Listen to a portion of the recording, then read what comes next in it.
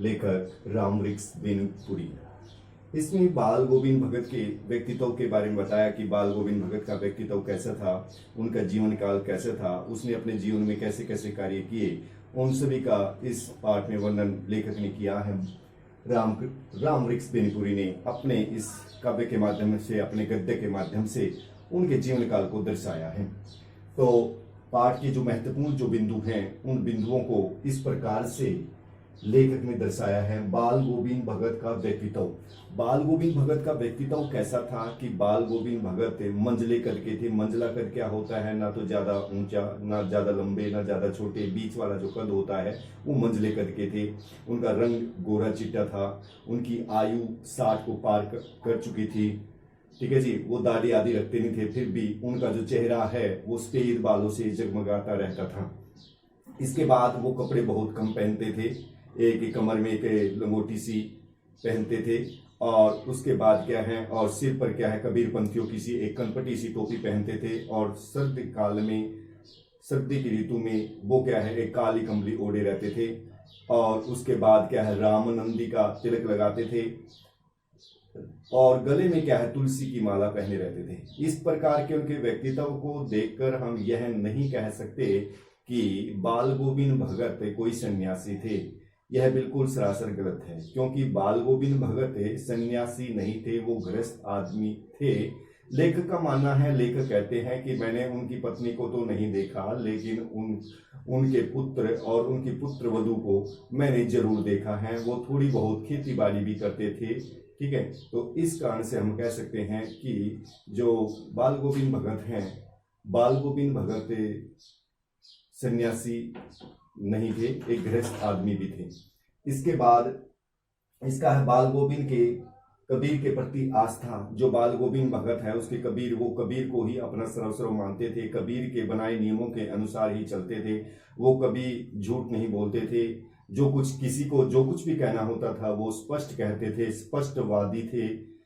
ठीक है जी। किसी की चीज को, किसी की वस्तु को बिना इजाजत लिए छूते तक नहीं थे। और वह कबीर को साहिब कहकर पुकारते थे। जो भी उसके खेत में जो अनाज होता था वो सबसे पहले क्या है, 2 मील चलकर उसके कबीर के आश्रम में जाते, और उस अनाज को क्या है वहां कर लेकर जाते, और उसके बदले जो प्रसाद के रूप में वापस जो थोड़ा बहुत जो अनाज मिलता था उसी से अपना क्या है जीवन निर्वाह करते थे। अर्थात वो कबीर को अपना सब कुछ मानते थे।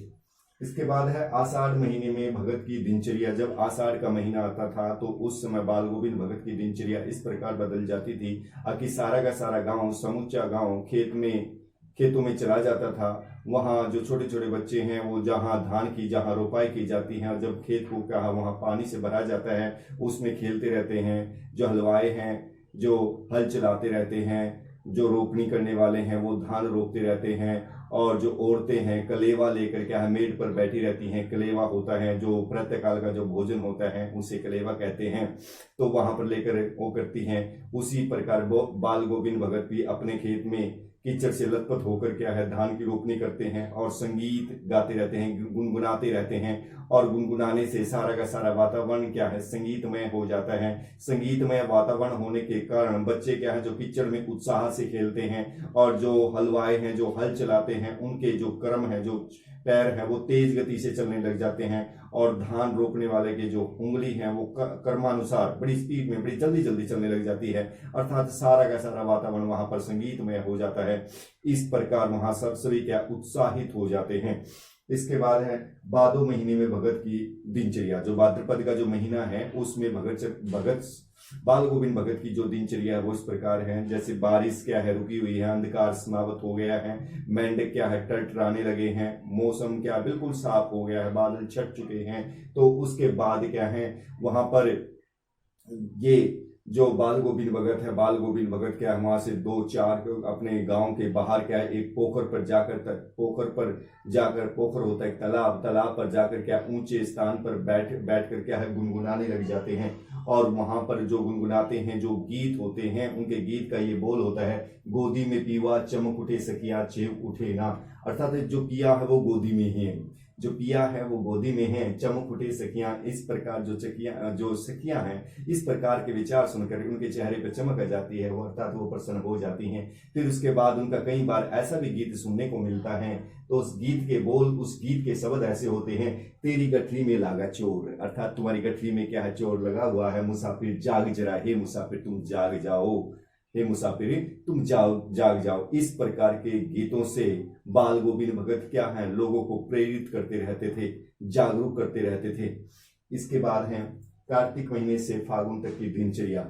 जो कार्तिक का जो महीना आता है, कार्तिक महीने में क्या प्रभात फेरियां शुरू हो जाती हैं। प्रभात फेरी होती हैं जो प्रातःकाल जो सामाजिकता से जुड़ा हुआ कोई भी कार्य होता है, जो परमात्मा से जुड़ा हुआ, भक्ति से जुड़ा हुआ जो भी कार्यक्रम होता है, जो गीत होते हैं, जो अच्छे कार्य होते हैं, उसके लिए क्या मंदिर की या गांव की जो चक्कर लगाया जाता है उसको प्रभात फेरी कहते हैं। इसके बाद वहां पर क्या है, इसी प्रकार वहां प्रभात फेरियां शुरू हो जाती हैं कार्तिक महीने में। तो वो क्या है, जो बाल गोविंद भगत है गांव के बाहर जाकर वो क्या है गुनगुनाने लग जाते हैं। वहां गुनगुनाते समय एक बार क्या है, लेखक देर से सोता है, तो वहां पर जब उसने क्या है उस संगीत की आवाज सुनाई देती है, तो वहां पर जाकर देखता है तो क्या बाल गोविंद भगत क्या है अपने कमली में क्या है अपना मुंह छिपाए हुए बड़े उसको अपनी खंजरी होता है एक वाद्य यंत्र, उसको अच्छी प्रकार से बजाते हुए पूरे उनके शब्दों से, उनके मुख से क्या शब्दों का तांता लगा हुआ अच्छी प्रकार से गाते हैं। कई बार तो ऐसा लगता है कि वो क्या है अपनी इस कमली को क्या फेंक देंगे। तो जो वो हैं, लेखक कहता है कि मेरे सर्दी में मेरे दांत क्या टिटिटा रहे थे, तो लेकिन उस समय मैंने क्या है, जो बाल गोविंद भगत है, बाल गोविंद भगत संगीत में इतने व्यस्त थे, इतने खो गए थे, इतना जोर लगा हुआ था कि उनके माथे पर मैंने क्या है पसीने की बूंदें दिखाई दी, पसीने की बूंदें दिखाई दी। वो इतना तल्लीन हो जाते थे, इतना मस्त हो जाते थे गाते समय।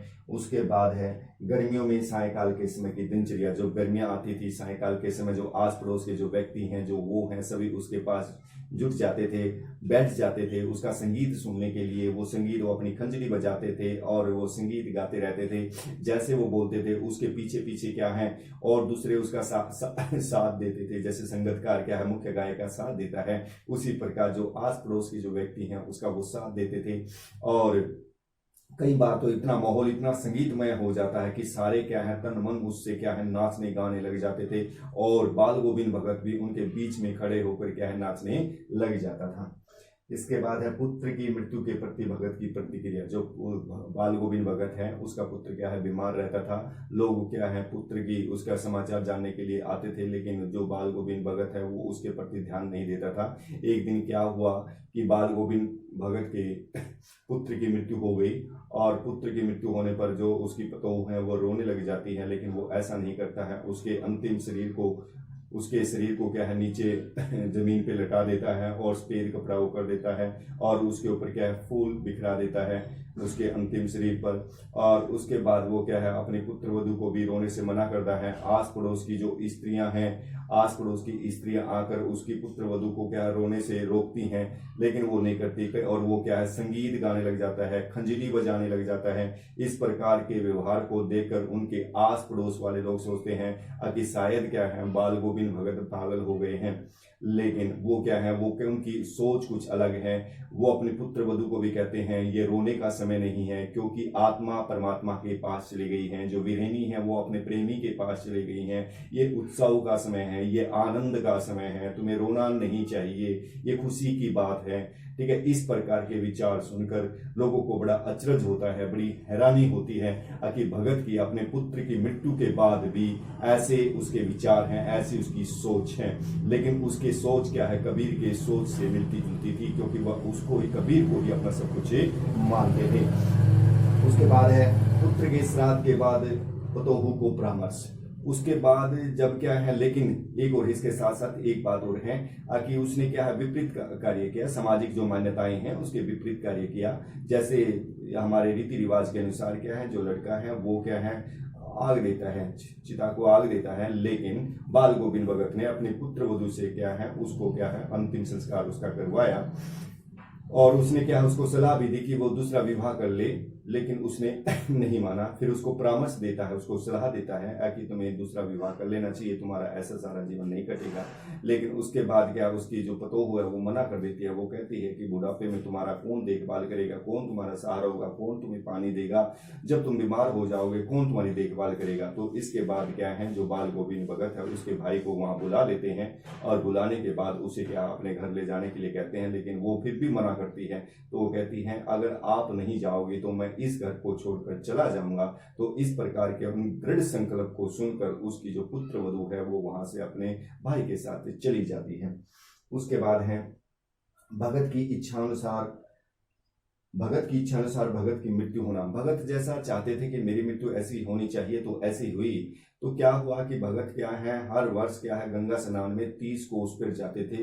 उसका गंगा स्नान के प्रति इतनी हम आस्था नहीं कह सकते, बल्कि क्या है साधु संतों का जो समागम होता है, लोक दर्शन होते हैं, उनके लिए वो जाते थे। और लेकिन उनकी एक और शर्त थी कि वो क्या घर से ही खाकर जाते थे और घर ही आकर खाते थे, ना रास्ते में भीख मांगते थे, ना भिक्षा मांगते थे, किसी का दिया हुआ कुछ नहीं मानते थे, क्योंकि वो उसका मानता है सन्यासियों को संबल की उसकी होनी है, और जो गृहस्थ आदमी है वो क्या भिक्षा नहीं मांग सकता। इस कारण से वो किसी से कुछ लेते देते नहीं थे।